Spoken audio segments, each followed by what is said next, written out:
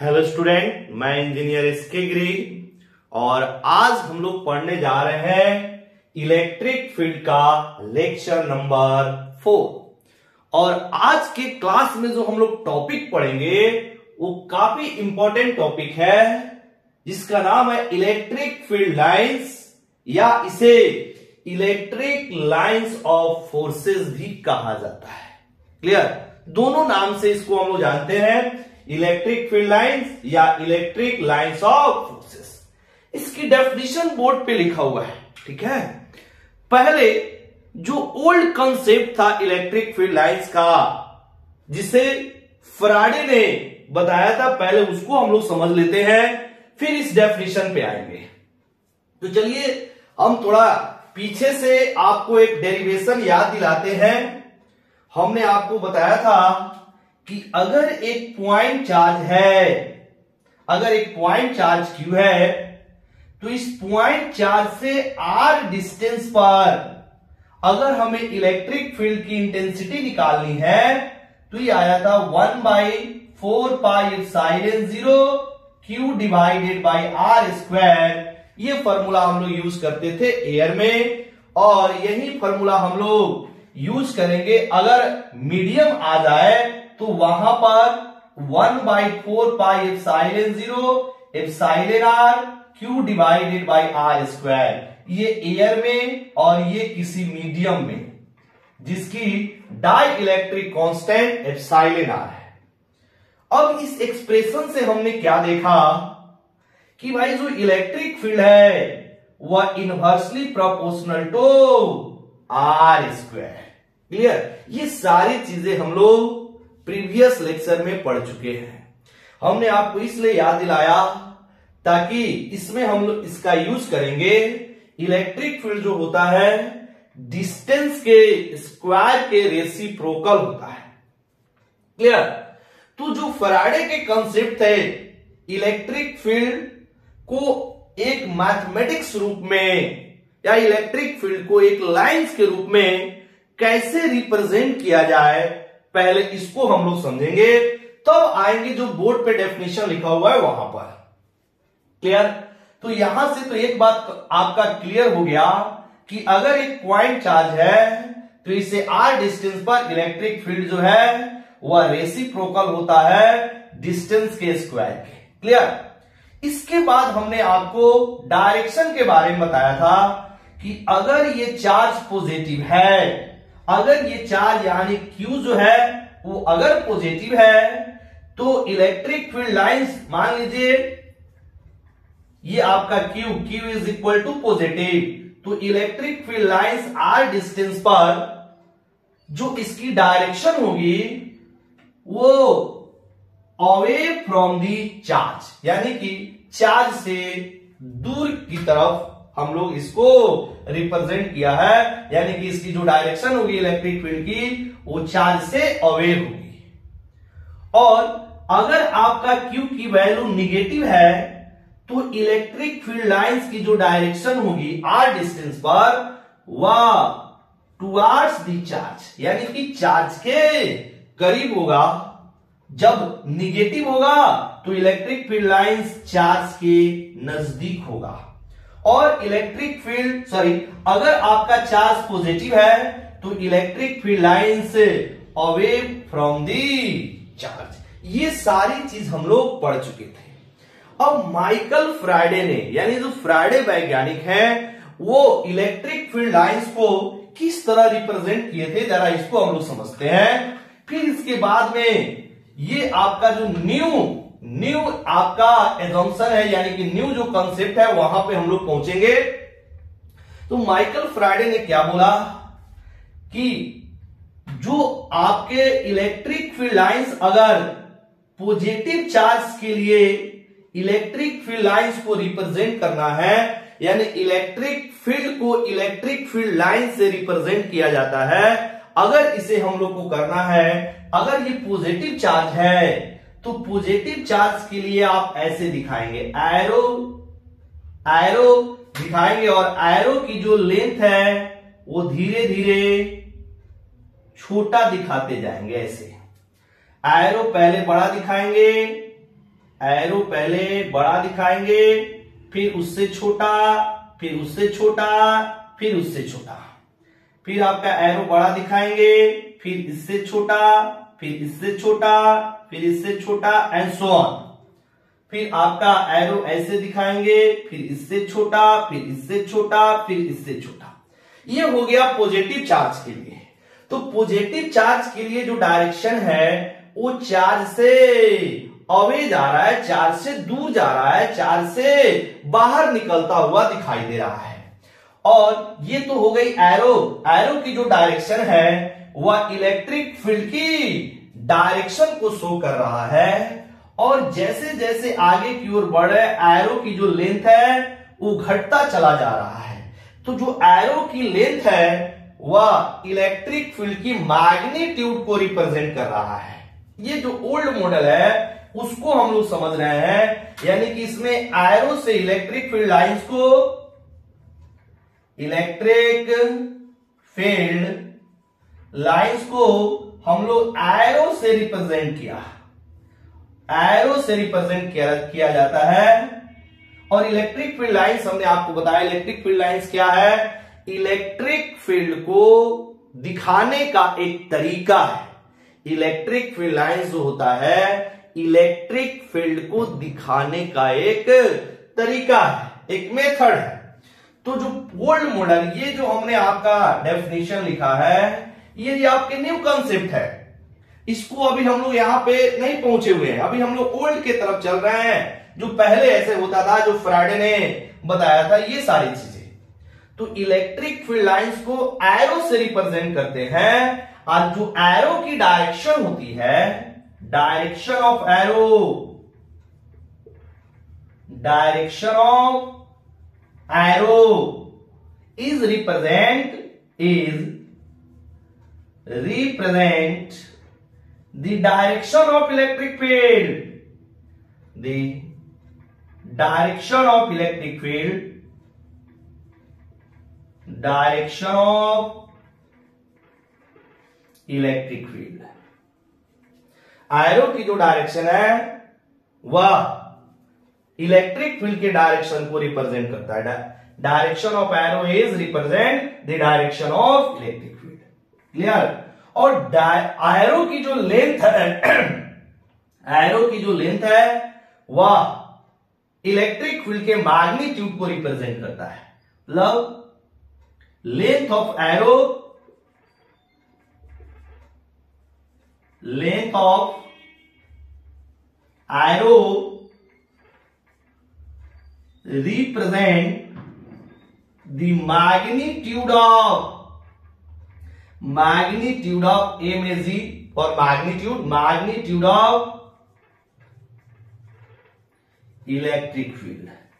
यानी कि length of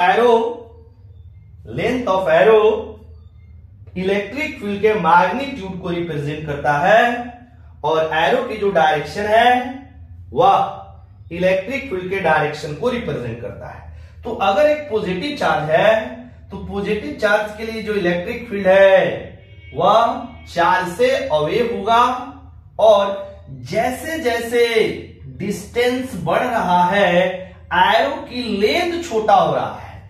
जैसे जैसे डिस्टेंस बढ़ रहा है एरो की लेंथ छोटा हो रहा है। इसका मतलब है कि डिस्टेंस बढ़ने से इलेक्ट्रिक फील्ड की मैग्नीट्यूड घटता है। डिस्टेंस बढ़ने से इलेक्ट्रिक फील्ड की मैग्नीट्यूड घटता है, जो कि अभी हमने एक्सप्रेशन में देख भी लिया कि electric field is inversely proportional to r square, यानी आर स्क्वायर के इनवर्सली प्रोपोर्शनल। जैसे जैसे आपका डिस्टेंस बढ़ रहा है एरो की लेंथ घट रहा है। इसका मतलब है इलेक्ट्रिक फील्ड की जो मैग्नीट्यूड है वो घट रहा है और एरो की जो डायरेक्शन है वो इलेक्ट्रिक फील्ड की डायरेक्शन है। तो ये हो गई पॉजिटिव के लिए। सिमिलरली मान लीजिए अगर चार्ज निगेटिव है तो बस एरो की जो लेंथ है, एरो की जो डायरेक्शन है वो चेंज हो जाएगा। जो इसमें डायरेक्शन है एरो का कुछ इस तरह देखिएगा, ऐसे पहला एरो बड़ा, उससे छोटा, फिर इससे छोटा, फिर ऐसे छोटा होते चला जाएगा, फिर आपका एरो बड़ा, फिर एरो इससे छोटा, फिर एरो इससे छोटा, फिर एरो सबसे छोटा, फिर यहां पर एरो पहला वाला बड़ा, फिर इससे छोटा, फिर इससे छोटा, फिर इससे छोटा एंड सो ऑन। एरो बड़ा, फिर इससे छोटा, फिर इससे छोटा एंड सो ऑन। बस एरो की जो डायरेक्शन है, एरो की जो डायरेक्शन है वह चेंज हो जाएगा नेगेटिव के लिए। ठीक है, फिर से 4 से जैसे दूर जा रहे हैं एरो की जो लेंथ है वो घट रहा है। इसका मतलब है कि जो इलेक्ट्रिक फील्ड की मैग्नीट्यूड है वह घटेगा। तो ये था आपके फैराडे का इलेक्ट्रिक फील्ड को रिप्रेजेंट करने का तरीका by electric field lines. Clear, ये आपके ओल्ड कंसेप्ट थे। अब हम लोग जरा देखते हैं न्यू कंसेप्ट जिसपे मैक्सिमम क्वेश्चन पूछे जाते हैं, जिसकी डेफिनेशन हमने आपको बोर्ड पे लिख रखा है। तो चाहे तो आप इसको नोट कर सकते हैं। ये आपके फैराडे के कंसेप्ट इलेक्ट्रिक फील्ड लाइंस को एरो से रिप्रेजेंट किया जाता है। एरो की जो डायरेक्शन होती है वो इलेक्ट्रिक फील्ड की डायरेक्शन रिप्रेजेंट करता है। एरो की जो लेंथ होती है वो इलेक्ट्रिक फील्ड की मैग्नीट्यूड को रिप्रेजेंट करता है। चाहे तो आप इसको नोट कर सकते हैं। क्लियर, तो पॉज करके आप नोट कीजिए, फिर हम लोग आगे चलते हैं। अब यहां पे जो न्यू कंसेप्ट है वो क्या है, यहां बोर्ड पे लिखा हुआ है, जरा इसको हम लोग समझने की कोशिश करते हैं। चलिए, इलेक्ट्रिक फील्ड की जो डेफिनेशन है, इलेक्ट्रिक फील्ड की जो डेफिनेशन है वो यहां बोर्ड पे लिखा हुआ है। ये न्यू डेफिनेशन है जो चल रहा है, जिससे क्वेश्चन पूछे जाते हैं। वो आपका ओल्ड आपका कंसेप्ट था, उससे मैक्सिमम क्वेश्चन नहीं पूछे जाते हैं, इससे क्वेश्चन पूछे जाते हैं।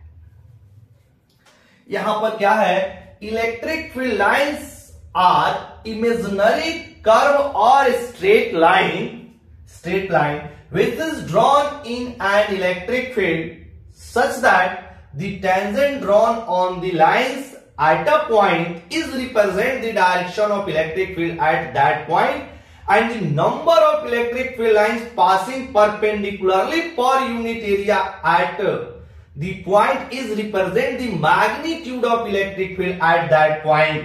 अब ये तो हो गया इसकी डेफिनेशन लंबा चौड़ा। अब आपको समझना ये क्या है।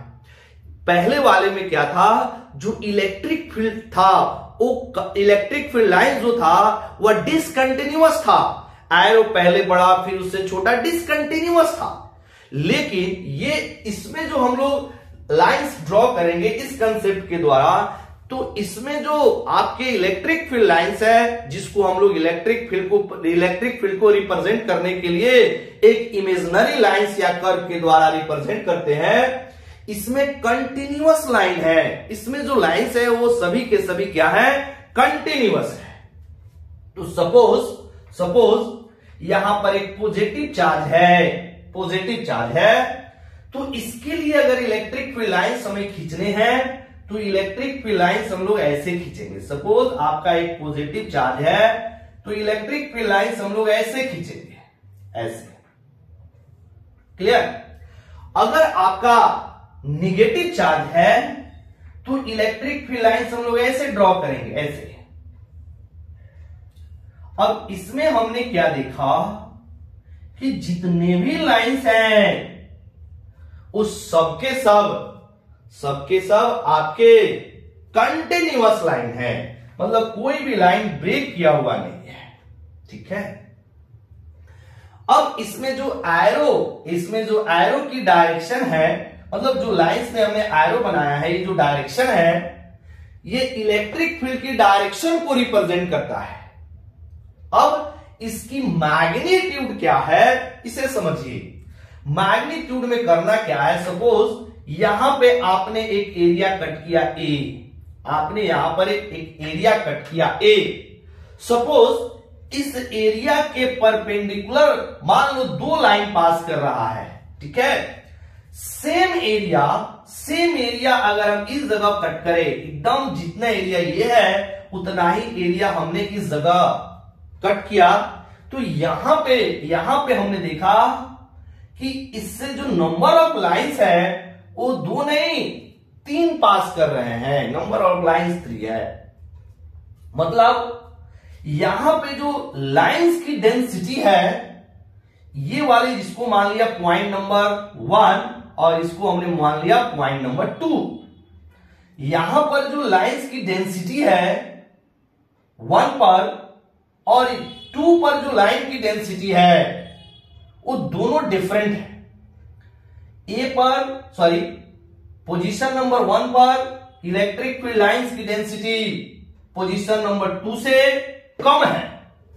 यानी कि यहां पे 2 लाइन पास कर रहा है यहां से, और सेम एरिया अगर यहां कट किया तो 3 लाइन पास कर रहा है। मतलब यहां की जो लाइन की डेंसिटी है 1 पे वो कम है, 2 पे लाइन की डेंसिटी ज्यादा है। इसका मतलब है कि भाई नंबर ऑफ लाइन पोजीशन 2 पे ज्यादा है, नंबर ऑफ लाइंस पोजीशन 1 पर कम है। तो 2 नंबर पर यानी पोजीशन नंबर 2 पर इलेक्ट्रिक फील्ड की जो मैग्नीट्यूड होगी वो ज्यादा होगी। पोजीशन नंबर 1 पर इलेक्ट्रिक फील्ड लाइन की जो मैग्नीट्यूड होगी वह 2 के कंपेयर में कम होगी। मतलब जैसे जैसे आप चार्ज की तरफ चलेंगे लाइंस की जो डेंसिटी है वह इंक्रीज करेगा। इट मींस इलेक्ट्रिक फील्ड की जो मैग्नीट्यूड है वो इंक्रीज करेगा। और जैसे जैसे आप चार्ज से दूर जाएंगे जो लाइंस की डेंसिटी है वो कम होते चला जाएगा। इसका मतलब है कि जो इलेक्ट्रिक फील्ड की मैग्नीट्यूड है वह कम होगा। तो वही बात यहां पे लिखा हुआ है कि जो नंबर ऑफ लाइंस पासिंग कर रहा है परपेंडिकुलरली पर यूनिट एरिया वो क्या बताती है, इलेक्ट्रिक फील्ड की मैग्नीट्यूड बताती है।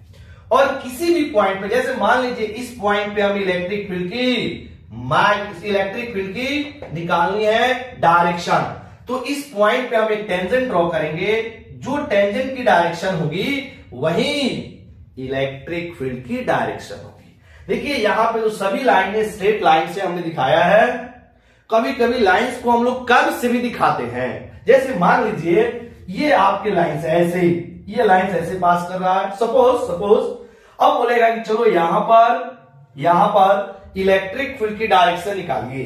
तो जिस पोजीशन पे इलेक्ट्रिक फील्ड की डायरेक्शन बोलेगा उस पोजीशन पे आप क्या करेंगे, एक टेंजेंट ड्रॉ करेंगे। जो टेंजेंट की डायरेक्शन होगी वही इलेक्ट्रिक फील्ड की डायरेक्शन होगी। मतलब इलेक्ट्रिक फील्ड को रिप्रेजेंट करने के लिए कुछ इमेजिनरी लाइंस बनाए गए, जो कर्व हो सकता है या स्ट्रेट लाइन हो सकता है। क्लियर? अगर हमें इलेक्ट्रिक फील्ड की डायरेक्शन निकालनी है, जिस पॉइंट पे निकालना है वहां पे लाइंस के जिस पॉइंट पे निकालना है वहां पर एक टेंजेंट ड्रॉ करेंगे लाइंस के ऊपर। जो डायरेक्शन टेंजेंट की होगी वही डायरेक्शन इलेक्ट्रिक फील्ड की होगी। क्लियर? और जैसे जैसे आप चार्ज की तरफ चलेंगे लाइंस की जो डेंसिटी है वो बढ़ता है, मतलब इलेक्ट्रिक फील्ड की मैग्नीट्यूड बढ़ता है। और जैसे जैसे आप चार्ज से दूर जाएंगे आपका लाइंस की डेंसिटी कम होता है, मतलब इलेक्ट्रिक फील्ड की जो मैग्नीट्यूड है वो कम होता है। क्लियर? जो कि आपने यहां से देख लिया। तो ये था आपका बेसिक कॉन्सेप्ट जो इलेक्ट्रिक फील्ड लाइंस थे। क्लियर? अब जो क्वेश्चन पूछे जाते हैं वो property of electric field line से पूछे जाते हैं। जितने भी क्वेश्चन पूछे जाते हैं वो property of electric field line से होते हैं। ये समझने के लिए इलेक्ट्रिक फील्ड लाइंस क्या है, तो इलेक्ट्रिक फील्ड लाइंस क्या है, एक इमेजिनरी कर्व या फिर स्ट्रेट लाइन है जो इलेक्ट्रिक फील्ड को रिप्रेजेंट करने के लिए खींचा जाता है। अगर हमें इलेक्ट्रिक फील्ड की डायरेक्शन निकालनी है तो लाइंस के जिस पॉइंट पे निकालना है वहां पे एक टेंजेंट ड्रॉ करेंगे। जो टेंजेंट की डायरेक्शन होगी वह इलेक्ट्रिक फील्ड की डायरेक्शन होगी। अगर हमें मैग्नीट्यूड पता करना है तो वहां पर आपके लाइंस की डेंसिटी को देखेंगे। जो लाइंस की डेंसिटी होगी वही इलेक्ट्रिक फील्ड की मैग्नीट्यूड को रिप्रेजेंट करता है। तो ये है आपकी बेसिक कंसेप्ट, शायद आपको क्लियर हो चुका होगा। अब चलते हैं हम लोग इसकी प्रॉपर्टी पढ़ने। मैक्सिमम क्वेश्चन जो होते हैं वो प्रॉपर्टी से ही होते हैं। क्लियर? तो यहां पर अब नेक्स्ट हेडिंग लगाते हैं, properties of electric field lines. Very very important.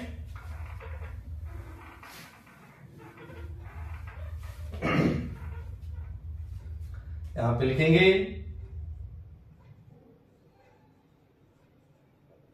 Properties of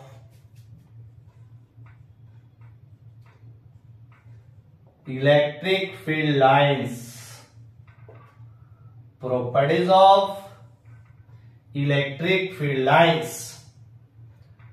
first property, suppose एक सिंगल पॉजिटिव चार्ज है, तो इसके लिए जो इलेक्ट्रिक फील्ड लाइंस होता है वह चार्ज से इनिशिएट करता है और इनफाइनाइट पर जाके टर्मिनेट करेगा, यानी इनफाइनाइट पे जाके ये खत्म होगा।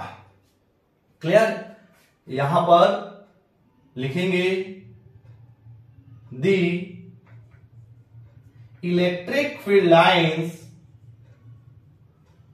The electric field lines for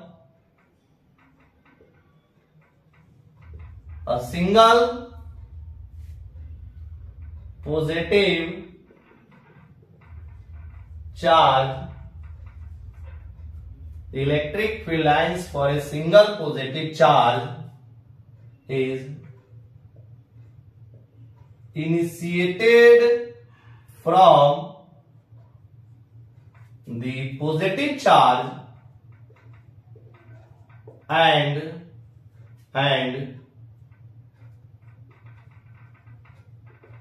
terminated at infinity।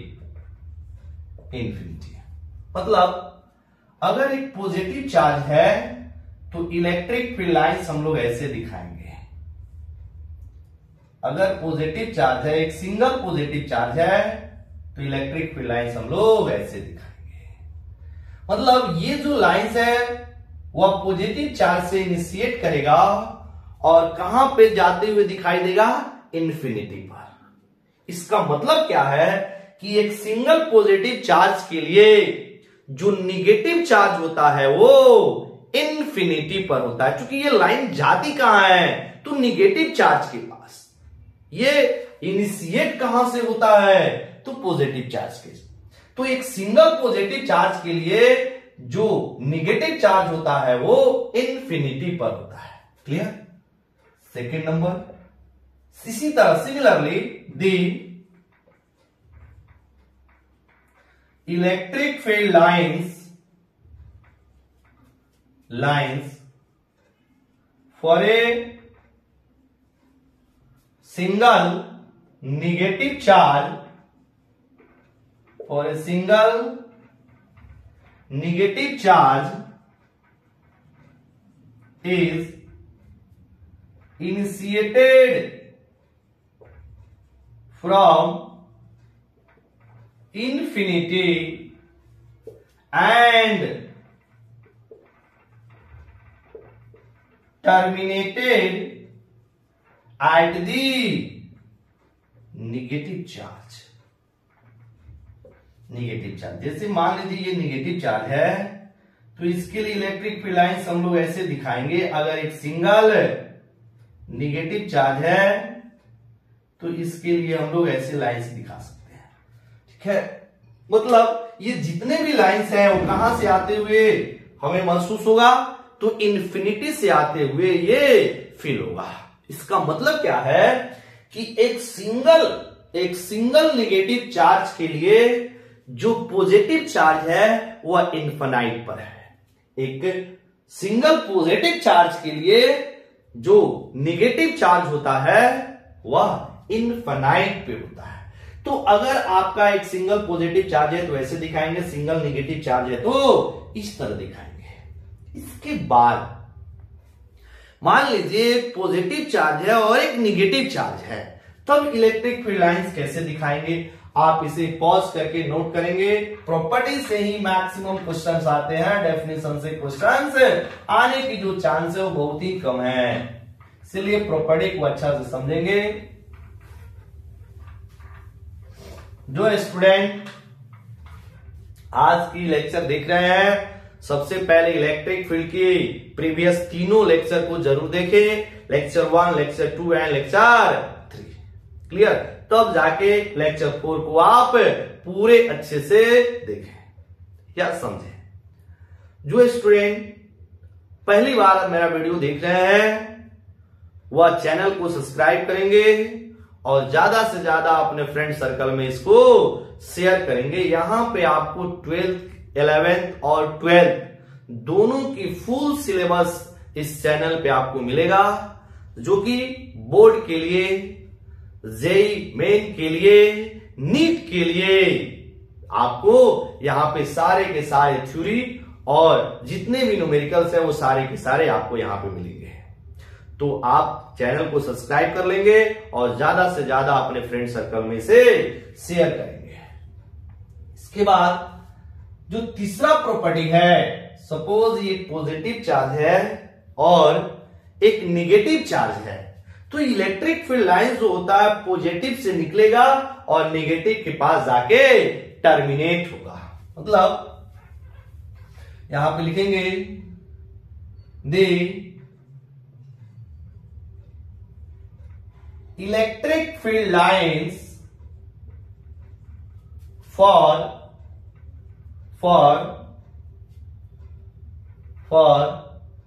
Positive and negative charges comma the lines are initiated from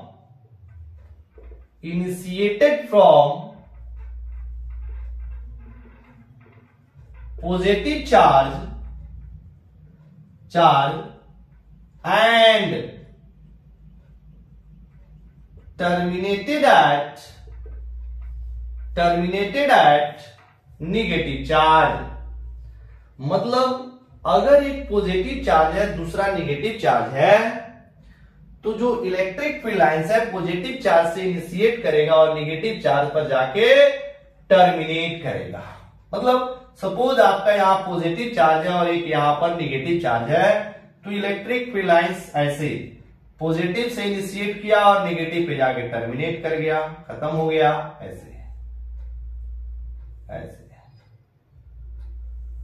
ऐसे दिखाएंगे। ये सबके सब जो लाइंस हैं वो पॉजिटिव से आ रहे हैं, नेगेटिव पर टर्मिनेट कर रहे हैं। तो ये है आपका, अगर एक चार्ज पॉजिटिव है, दूसरा चार्ज नेगेटिव है, तो पॉजिटिव से इनिशिएट करेगा और नेगेटिव पर खत्म होगा। क्लियर? अब इस पे क्वेश्चंस करते हैं। जैसे देखिएगा क्वेश्चंस क्या है, यहां पे आपको Q1 दिया हुआ है और यहां पे एक दिया हुआ है Q2। लाइंस ऐसे खींचे गए हैं, सपोज ऐसे।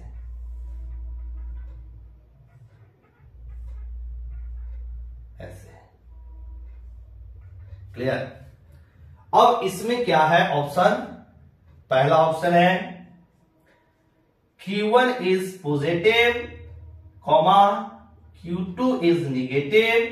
Second option, Q1 is negative, Q2 is also negative. Option 3, Q2 is positive,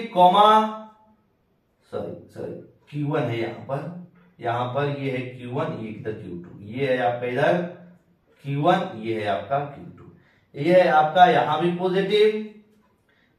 option number 1, Q1 is negative, Q2 is positive. ऐसे है।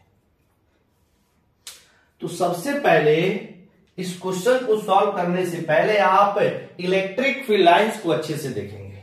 तो यहां पर जो इलेक्ट्रिक फील्ड लाइंस है वह Q2 से निकलता हुआ हमें दिख रहा है और Q2 से यहां पे, ये जो डायग्राम है, डायग्राम गलत हो गया, ऐसे है। यानी कि जितने भी लाइंस हैं वह सबके सब, यहां पर जितने भी लाइंस हैं सबके सब Q2 से निकलता हुआ दिख रहा है और Q1 के पास आके टर्मिनेट होते हुए दिख रहा है।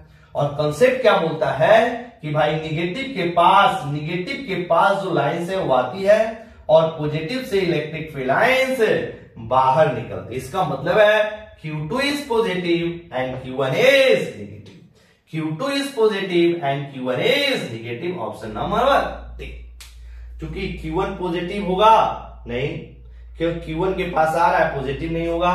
Q2 क्या है, यहां पर निगेटिव है नहीं, क्योंकि Q2 से इलेक्ट्रिक फील्ड लाइंस निकल रहे हैं।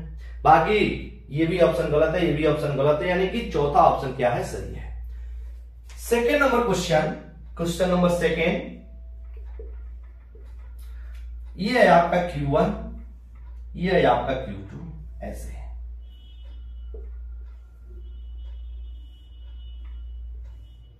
ऐसे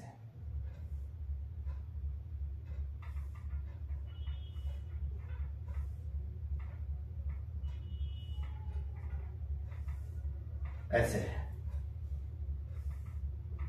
इसमें भी सेम यही चारों ऑप्शन है। पहला Q1 is positive, Q2 is negative. Second, Q1 is negative, Q2 is negative. Q1 is positive, Q2 is positive. Q1 is negative, Q2 is positive। Same option है इसके लिए। अब देखना फिर से Q1 और Q2 को देखा जाए। Q1 से सारी लाइनें बाहर की ओर निकल रहा है, इसका मतलब है पक्का Q1 पॉजिटिव होगा। मतलब लाइंस अगर जिस चार्ज से बाहर की ओर निकल रहा है, आपको समझ जाना है कि वो चार्ज पॉजिटिव होगा। और जहां पे लाइंस आ रहे हैं तो ये समझ लेना है कि भाई वो चार्ज निगेटिव होगा। चूंकि निगेटिव के पास सारी लाइन आगे टर्मिनेट करता है और पॉजिटिव से सभी लाइनें इनिशिएट करता है। तो यहां पर Q1 से हमने देखा कि लाइंस निकल रहे हैं, Q1 इज पॉजिटिव। यहां Q2 से भी अगर हमने देखा तो यहां से भी जो लाइन है वो क्या हो रहे हैं, बाहर निकल रहे हैं। इसका मतलब ये भी क्या होगा, पॉजिटिव होगा। मतलब Q1 is positive and Q2 is also positive। Option number 3, option number 3 clear. तो ये थे आपके कुछ बेसिक क्वेश्चंस। इसके बाद अब हम लोग देखते हैं property number 4। Property number 4,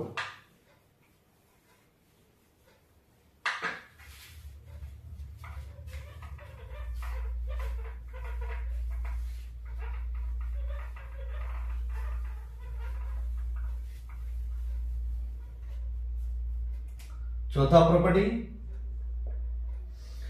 property क्या है, दी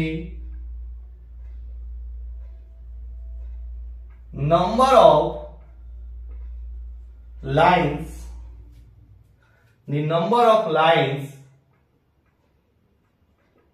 initiated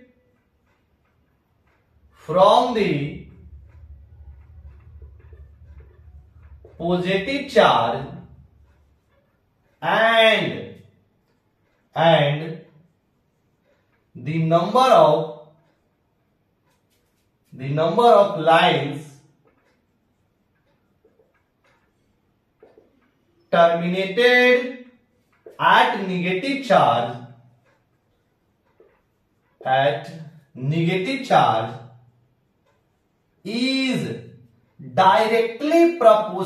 charge is directly proportional to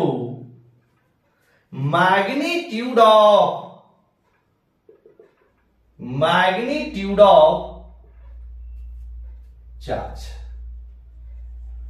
The number of lines initiated from the positive charge and the number of lines terminated at negative charge is directly proportional to magnitude of charge।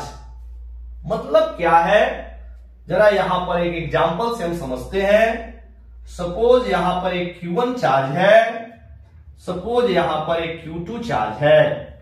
एक example से इसको समझने की कोशिश कर रहे हैं। Q2 charge है,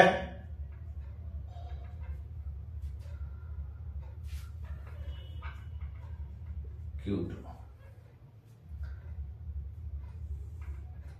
लाइंस ऐसे दिए गए हैं,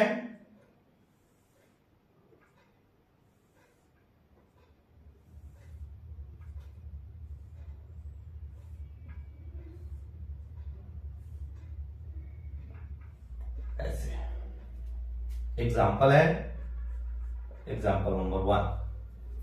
और इसके लिए जो ऑप्शन दिए गए हैं वो पहला option Q1 is positive, Q2 is positive and Q1 mod is equal to Q2 mod. Second option Q1 is positive, Q2 is negative and Q1 mod is less than Q2 mod. Q1 is positive, Q2 is negative and Q1 mod is greater than Q2 mod. Option number 4, Q1 is negative, Q2 is negative and Q1 mod is greater than Q2 mod। ये है।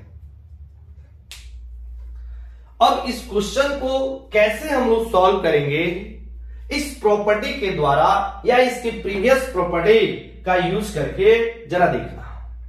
सबसे पहले हम लोग यहां पर charge की polarity पहचानते हैं एरो साइन को देखते हुए, यानी कि Q1 से जो लाइन है, Q1 से जो लाइन है वो बाहर निकलता हुआ दिख रहा है।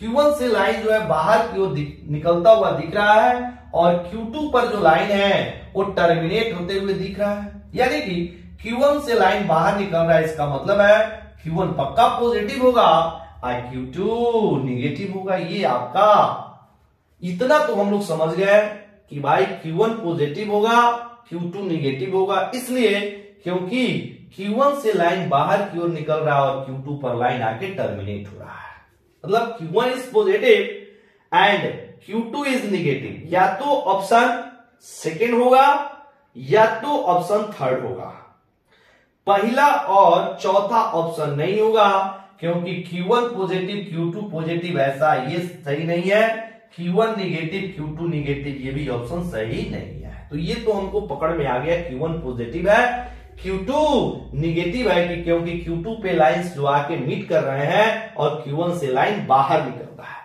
अब इसके साथ साथ मैग्नीट्यूड के बारे में बोल रहा है, मैग्नीट्यूड के बारे में।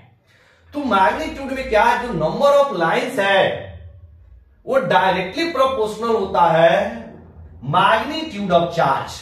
तो यहां पे जो नंबर ऑफ लाइंस निकालेंगे, यहां पर Q1 के पास number of lines is equal to 1 2 3 4 5 6 7 8 9, यहां पे 9 है। यहां पे जब हम नंबर ऑफ लाइंस देखेंगे, नंबर ऑफ लाइंस कितने हैं, तो 1 2 3 4 5 6, तो यहां पे नंबर ऑफ लाइंस 6 है। इसका मतलब है कि Q1 के पास नंबर ऑफ लाइंस ज्यादा है, Q2 के पास नंबर ऑफ लाइंस कम है। इसका मतलब है Q1 की जो मैग्नीट्यूड होगा वो ज्यादा होगा Q2 के मैग्नीट्यूड से, बिकॉज Q2 के पास जो नंबर ऑफ लाइंस है वो 6 है और Q1 के पास जो नंबर ऑफ लाइंस है वो 9 है, यानी Q1 के पास नंबर ऑफ लाइंस ज्यादा है, इसकी मैग्नीट्यूड ज्यादा होगा, क्योंकि number of lines is directly proportional to magnitude of charge. तो Q1 is positive Q2 is negative, but Q1 is less than, Q1 की जो मैग्नीट्यूड होगा वो Q2 के मैग्नीट्यूड से ज्यादा होगा। ये हो जाएगा ऑप्शन नंबर 3। हो सकता है मे बी Q1 अगर 10 माइक्रोकूलम है, Q1 अगर प्लस 10 माइक्रोकूलम है तो Q2 जो होगा वह 10 माइक्रोकूलम से कम होगा और निगेटिव होगा। Q2 हो सकता है -9 microcoulomb, -8 microcoulomb, -7 microcoulomb, -6 microcoulomb, -6 microcoulomb and dash dash -1 microcoulomb के बराबर। यहां तक ये सारी वैल्यू Q2 का पॉसिबल है। कब? जब Q1 10 माइक्रोकूलम होगा तब, है कि नहीं। मान लीजिए Q1 अगर 12 माइक्रोकूलम है तो इसमें -11 और -12 यानी कि -11 और आपका 10 माइक्रोकूलम भी इंक्लूड हो जाएगा जब आपका Q2 12 माइक्रोकूलम होगा तब। क्लियर? तो ये कंसेप्ट आपको क्लियर हो गया कि जो नंबर ऑफ लाइंस है वो directly proportional to magnitude of charge. Clear? इसके बाद प्रॉपर्टी नंबर 5, आप सबको पॉज करके नोट कीजिए। प्रॉपर्टी से ही क्वेश्चंस बनते हैं एग्जाम में, प्रॉपर्टी से ही सारे क्वेश्चन बनेंगे। Number 5, electric field lines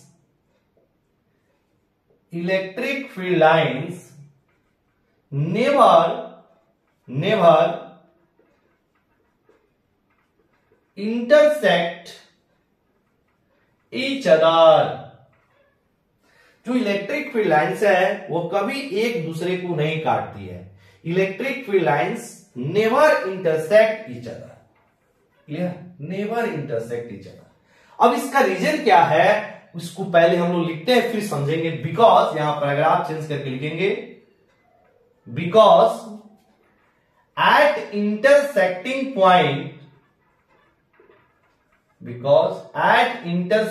point there are two tangent can be drawn hence at a single point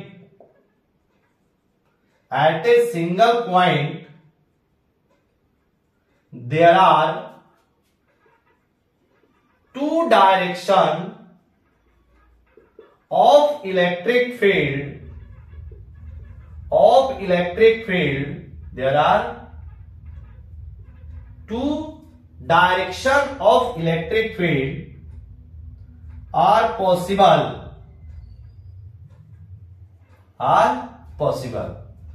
which is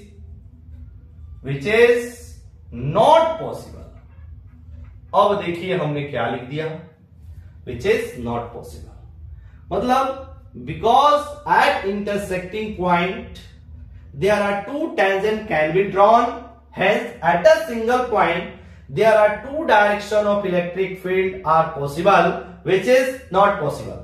मतलब सपोज आपके पास यहां पर दो इलेक्ट्रिक फील्ड लाइंस ऐसे खींचे गए हैं और दोनों यहां पर मान लीजिए ये आपका P पॉइंट है, इस P पॉइंट पर दोनों इंटरसेक्ट कर गए हैं। सपोज इंटरसेक्ट कर गए तो होगा क्या, अगर हम बोले कि P पॉइंट पर आप टेंजेंट ड्रॉ कीजिए तो ये आपका पहला लाइन है और यहां पर सपोज ये दूसरा लाइन है। हमने सिर्फ बोला कि P पॉइंट पर टेंजेंट ड्रॉन कीजिए, टेंजेंट खींचिए तो आप ऐसे टेंजेंट खींच सकते हैं इस लाइन पे, ये आपका ऐसे, और आप ऐसे भी खींच सकते हैं क्योंकि ऐसे यहां पर दो टेंजेंट आप खींच सकते हैं P पॉइंट पे।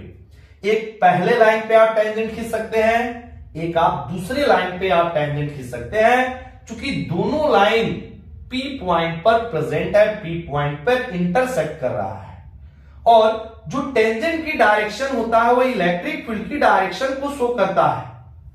जो टेंजेंट की डायरेक्शन है वह इलेक्ट्रिक फील्ड की डायरेक्शन को शो करता है। इसका मतलब क्या है कि एक सिंगल पॉइंट पे, चूंकि P पॉइंट एक सिंगल पॉइंट है, एक सिंगल पॉइंट पे इलेक्ट्रिक फील्ड की दो डायरेक्शन मिल गई, ये पॉसिबल नहीं है। एक सिंगल पॉइंट पर इलेक्ट्रिक फील्ड का सिर्फ एंड सिर्फ एक ही एक ही डायरेक्शन पॉसिबल होता है, लेकिन इंटरसेक्ट करने के लिए इंटरसेक्ट जैसे किया, हमारे पास दो लाइन एक ही पॉइंट पर मीट कर गया और यहां पे आप दो टेंजेंट खींच सकते हैं। इसका मतलब है कि हमें इलेक्ट्रिक फील्ड की दो डायरेक्शन मिल गई एक सिंगल पॉइंट पे, जो कि पॉसिबल नहीं है। इसीलिए इलेक्ट्रिक फील्ड लाइंस एक दूसरे को इंटरसेक्ट नहीं करती है। क्लियर? एक सिंगल पॉइंट पर इलेक्ट्रिक फील्ड का एक ही डायरेक्शन पॉसिबल है, दो डायरेक्शन पॉसिबल नहीं है। लेकिन इंटरसेक्ट करने से एक ही पॉइंट पे दो लाइन आके मीट करता है और दो लाइन पे आप दो टेंजेंट खींच सकते हैं, दो टेंजेंट खींच सकते हैं। इसका मतलब इलेक्ट्रिक फील्ड की दो डायरेक्शन मिल गई। ये पॉसिबल नहीं है। क्लियर? तो अगर मान लीजिए क्वेश्चन आता है बोर्ड में, आपके लिखने के लिए जो आएंगे वो बोर्ड में आएंगे, शॉर्ट क्वेश्चंस में आएंगे कि electric field lines never intersect each other why. Electric field lines never intersect each other why. तो इसका आंसर हम लिख दिया है because at intersecting point there are two tangent can be drawn, hence at a single point there are two direction of electric field are possible, which is not possible. ये possible नहीं है। Clear? इसके बाद इसको pause करके आप note करेंगे, इसके बाद लिखेंगे property number 6। Property number 6,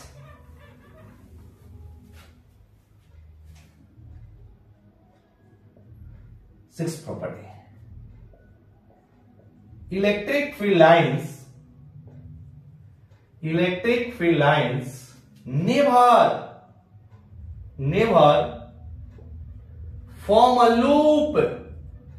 Electric field lines never form a loop because for the formation of loop,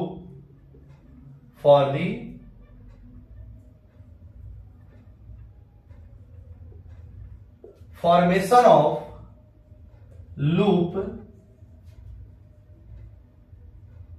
electric field lines must be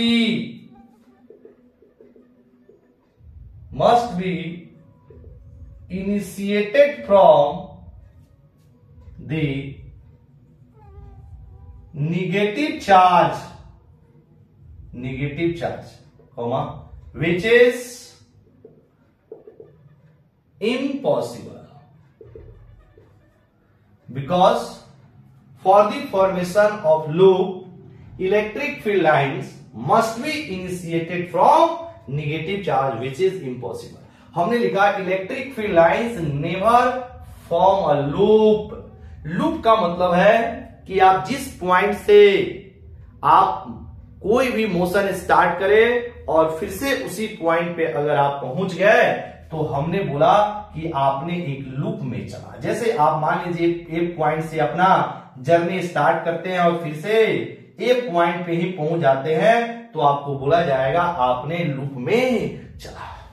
daily life में हम लोग हमेशा लूप में ही मोशन करते हैं, लूप में ही हम लोग सारे काम करते हैं। जैसे मान लीजिए आप स्टूडेंट अपने घर से स्कूल गए, फिर से स्कूल से आप घर पे आ गए। इसका मतलब है कि आपकी इनिशियल पॉइंट और फाइनल पॉइंट आपका घर है, आपने लूप में चला। जहां से आपने जर्नी स्टार्ट किया फिर से आप वहीं पर पहुंच गए, इसको हम लोग बोलते हैं लूप। तो जो इलेक्ट्रिक फील्ड लाइंस है वह लूप का फॉर्मेशन नहीं करता। इसका मतलब क्या है, जैसे मान लीजिए यहां पर एक चार्ज है, सपोज ये चार्ज पॉजिटिव है, तो यहां से आपका इलेक्ट्रिक फील्ड लाइंस निकलेगा। सपोज यहां पर एक चार्ज है जो कि निगेटिव है। अगर इसको लूप बनना है तो 100% आपका जो एरो होगा वह निगेटिव से पॉजिटिव की ओर होगा।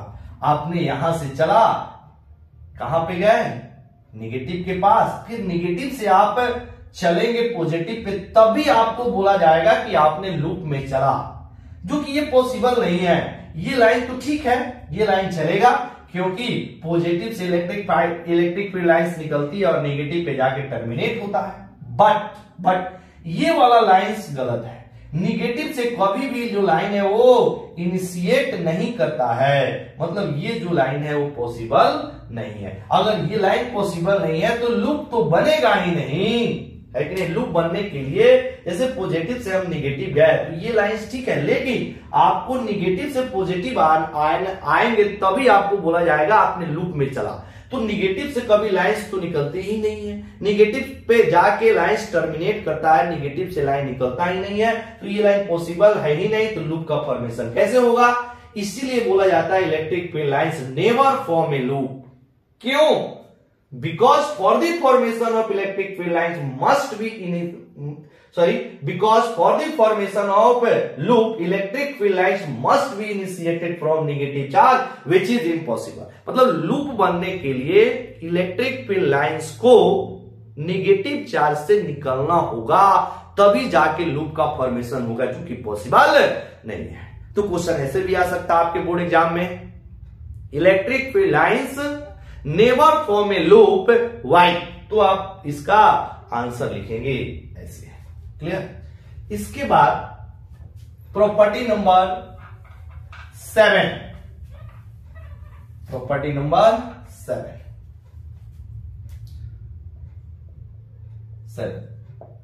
इसमें क्या बोलता है, if all electric field lines are a straight line, if all electric field lines are parallel to each other,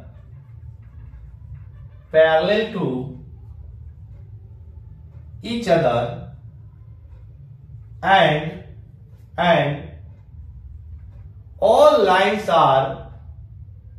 all lines lies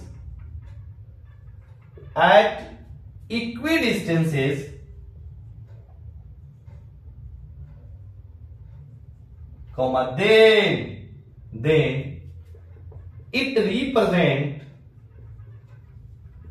then it represent uniform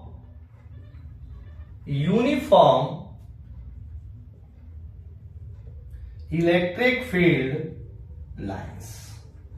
Uniform electric field lines. If all electric field lines are parallel to each other and all lines are lies at equidistances, then it represent uniform electric field. अब इसका मतलब क्या है, इसको जरा हम लोग समझते हैं। लाइंस नहीं, इलेक्ट्रिक फील्ड। यहां पर if all electric field lines are parallel to each other, मतलब मान लीजिए कुछ लाइंस ऐसे दिए गए हैं जो कि सब एक दूसरे के पैरेलल है ऐसे, and all lines are lies at equidistances, then it represent uniform electric field. मतलब सपोज इनके बीच की जो डिस्टेंस है वो सेम है, फिर इनके बीच सबके बीच की जो डिस्टेंसेज है वो क्या है, सेम है। जैसे मान लीजिए इस लाइन के बीच की डिस्टेंस x है, तो सबके बीच की डिस्टेंस कितनी है, x है, और ये सभी के सभी लाइन एक दूसरे के पैरेलल है। तो अगर कहीं भी इस तरह से आपको कहीं भी इस तरह के लाइन अगर आपको दिखाए गए हैं, आप समझ लेंगे ये किसको रिप्रेजेंट करता है, तो यूनिफॉर्म इलेक्ट्रिक फील्ड को इसको रिप्रेजेंट करेगा, यूनिफॉर्म इलेक्ट्रिक फील्ड को। इस तरह से लाइन अगर कहीं भी दिखाया गया है तो वह यूनिफॉर्म इलेक्ट्रिक फील्ड को रिप्रेजेंट करता है। यूनिफॉर्म इलेक्ट्रिक फील्ड का मतलब होता है कि वैसा रीजन जिसके प्रत्येक पॉइंट की इलेक्ट्रिक फील्ड की वैल्यू सेम हो, मतलब डायरेक्शन और मैग्नीट्यूड दोनों सेम हो, वैसे रीजन में जो भी इलेक्ट्रिक फील्ड होता है उसको बोलते हैं uniform electric field. Uniform electric field का मतलब है कि वैसा इलेक्ट्रिक फील्ड का रीजन जिसमें सभी पॉइंट की इलेक्ट्रिक फील्ड की वैल्यू सेम हो। क्लियर? तो ये हम लोग कहीं भी इस तरह से दिखाएगा, इसका मतलब यूनिफॉर्म इलेक्ट्रिक फील्ड। नेक्स्ट, आप सबको पॉज करके नोट करते रहेंगे। अगला नंबर, अगला प्रॉपर्टी। अब देखिएगा, जहां पर इलेक्ट्रिक फील्ड है ही नहीं वहां पे लाइंस हम लोग कैसे खींचेंगे, चूंकि इलेक्ट्रिक फील्ड को दिखाने के लिए इलेक्ट्रिक फील्ड लाइंस खींचे जाते हैं, जो कि इमेजिनरी है, काल्पनिक है कि नहीं? ये काल्पनिक सारी बातें हैं। तो जहां पर इलेक्ट्रिक फील्ड नहीं होता है वहां पर इलेक्ट्रिक फील्ड लाइंस नहीं खींचे जाते हैं। इसीलिए कंडक्टर के अंदर इलेक्ट्रिक फील्ड लाइंस नहीं खींचे जाते हैं, बिकॉज कंडक्टर के अंदर चार्ज की वैल्यू 0 है और चार्ज ही नहीं है तो फील्ड कहां से होगा? तो कंडक्टर के अंदर चार्ज 0 होता है। कंडक्टर के अंदर चार्ज 0 होने से इलेक्ट्रिक फील्ड की वैल्यू 0 होती है। अगर इलेक्ट्रिक फील्ड नहीं है तो कंडक्टर के अंदर इलेक्ट्रिक फील्ड लाइंस को नहीं दिखाते हैं। कंडक्टर के बाहर हम लोग दिखाएंगे। जितने भी चार्जेस होते हैं सब कंडक्टर के सरफेस पे होता है, तो आप बाहर दिखा सकते हैं, अंदर नहीं। तो पहले हम लोग यहां पे एक लाइंस लिखते हैं। यहां पर electric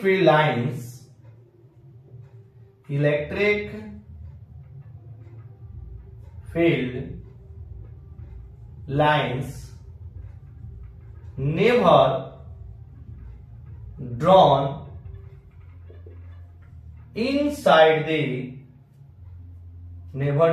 inside the conductor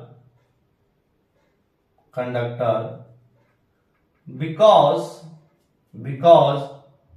inside the conductor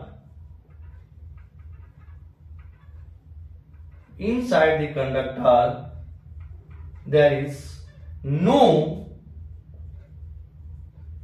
any charge, hence inside the conductor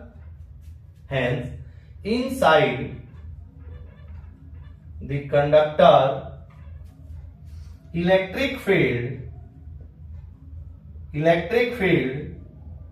is 0.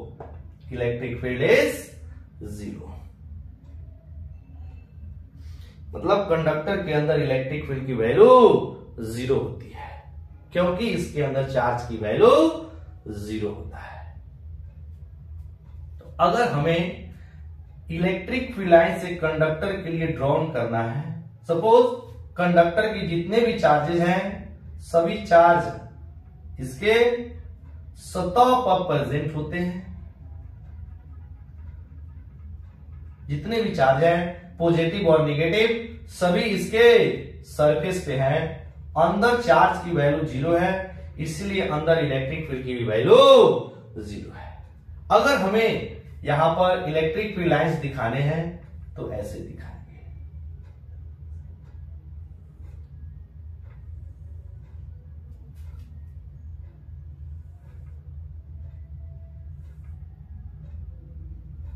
ऐसे इलेक्ट्रिक फील्ड लाइंस हम लोग ऐसे दिखाएंगे। पॉजिटिव चार्ज है, बाहर की ओर निकल रहा है, ये इधर नेगेटिव चार्ज है, इलेक्ट्रिक फील्ड लाइंस अंदर की ओर आ रहा है। लेकिन एक यहां पर एक पॉइंट है जिसको ध्यान देना है। जो इलेक्ट्रिक फील्ड लाइंस होते हैं वो कंडक्टर के सरफेस पर परपेंडिकुलरली इन करता है और कंडक्टर के सरफेस से परपेंडिकुलरली एग्जिस्ट करता है। इसके अंदर इलेक्ट्रिक फील्ड लाइंस जो होते हैं वो 0 होते हैं। अब मान लीजिए यहां पर ये परपेंडिकुलरली ऐसे, यहां पे आप टेंजेंट ड्रॉ करेंगे तो ये लाइंस ऐसे यहां पे परपेंडिकुलर है। फिर आप ऐसे यहां पे लाइन ड्रॉ करेंगे तो ये लाइन यहां पर परपेंडिकुलर है। फिर यहां पे आप ऐसे टेंजेंट ड्रॉ करेंगे तो यहां पर ये परपेंडिकुलर है। फिर उसी तरह आपका यहां पे ऐसे ड्रॉ करेंगे तो यहां पर ये लाइन परपेंडिकुलर है। ऐसे ये सब के सब क्या है, यहां पे टेंजेंट ड्रॉ करेंगे तो ये परपेंडिकुलर है। तो कंडक्टर के अंदर इलेक्ट्रिक फील्ड 0 होने से इलेक्ट्रिक फील्ड लाइन से हम लोग नहीं खींचते हैं। इलेक्ट्रिक फील्ड 0 क्यों होता है? क्योंकि चार्ज की वैल्यू 0 है। चार्ज की वैल्यू 0 है तो E is equal to 1/4 pi epsilon 0 into Q divided by R²। जब Q ही 0 है तो इलेक्ट्रिक फील्ड की वैल्यू क्या होगी?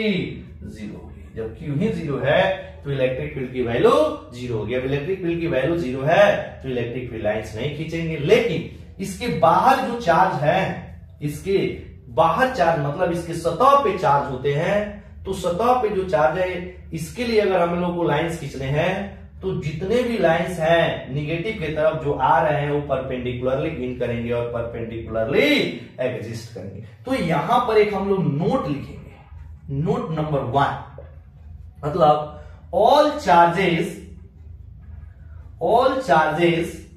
Are present, all charges are present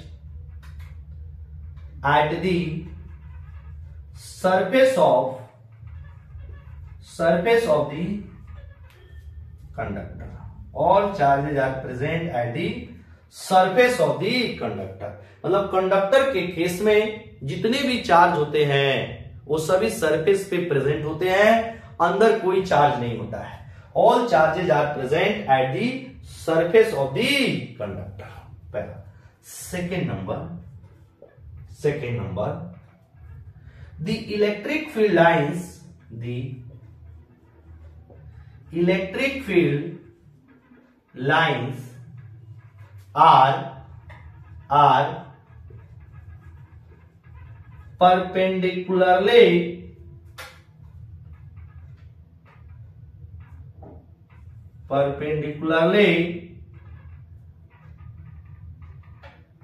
are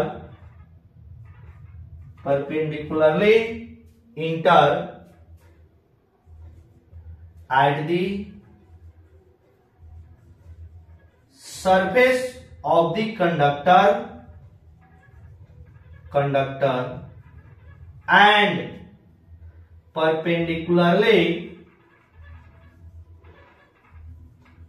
perpendicularly exist from the surface of the conductor। मतलब जिस साइड पॉजिटिव आपका charge है उससे इलेक्ट्रिक फील्ड लाइंस बाहर निकलेगा परपेंडिकुलरली सरफेस के, माने सरफेस के परपेंडिकुलर। जिस साइड नेगेटिव चार्ज है वहां पर जो इलेक्ट्रिक फील्ड लाइंस है वो इंटर करेगा परपेंडिकुलरली, लेकिन कंडक्टर के अंदर इलेक्ट्रिक फील्ड की वैल्यू 0 है, इसीलिए उसके अंदर हम लोग लाइंस को नहीं दिखाएंगे। क्लियर। अब इस पे एक छोटा सा क्वेश्चन हम लोग करते हैं। अब जितने भी कंसेप्ट है सबको बाबू क्या करेंगे, पॉज करके नोट करते रहेंगे और प्रॉपर्टी से ही क्वेश्चन आते हैं। अब देखिएगा इस पे कैसे क्वेश्चन है।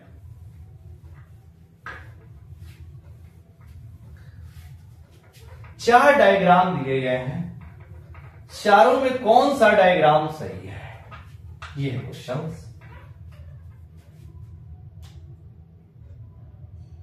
यहां पे लिख रहे हैं question, which of the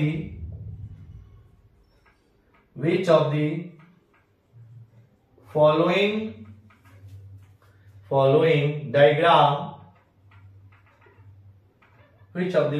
diagram is correct। कौन सा डायग्राम करेक्ट है। एक नंबर में ये सबके सब कंडक्टर हैं,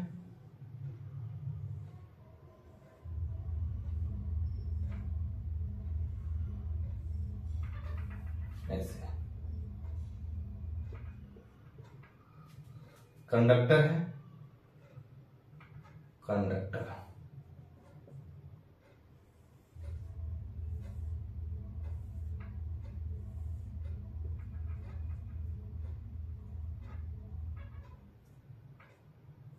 ऐसे कंडक्टर है,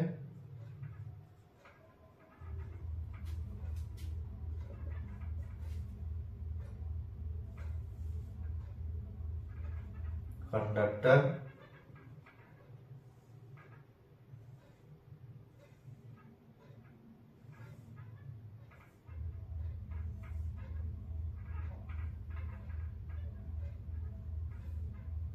ऐसे, और ये है लास्ट, ये वाला कंडक्टर है,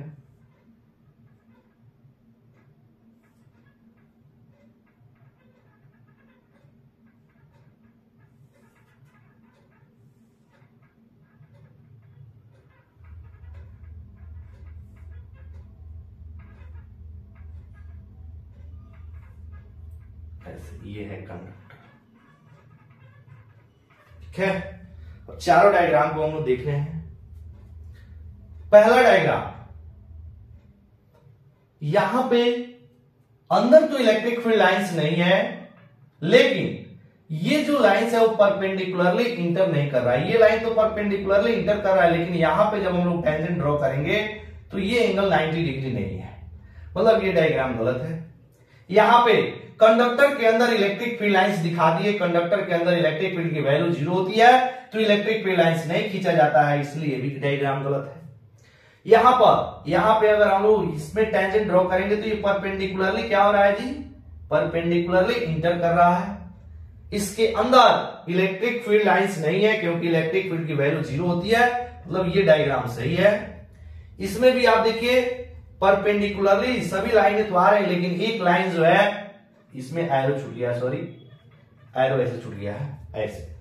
अब इसमें क्या है कि एक लाइन कंडक्टर से होकर पास कर रहा है, कंडक्टर के अंदर इलेक्ट्रिक फील्ड लाइंस नहीं दिखाते हैं, तो ये भी डायग्राम क्या है, गलत है। मतलब इसका कौन सा ऑप्शन सही है, तीसरा ऑप्शन सही है। क्लियर? तो ये था आज का class, electric field lines. Clear? तो चलिए आज का क्लास हम लोग यहीं खत्म करते हैं। आप लोग पढ़ते रहिए। Very very thank you.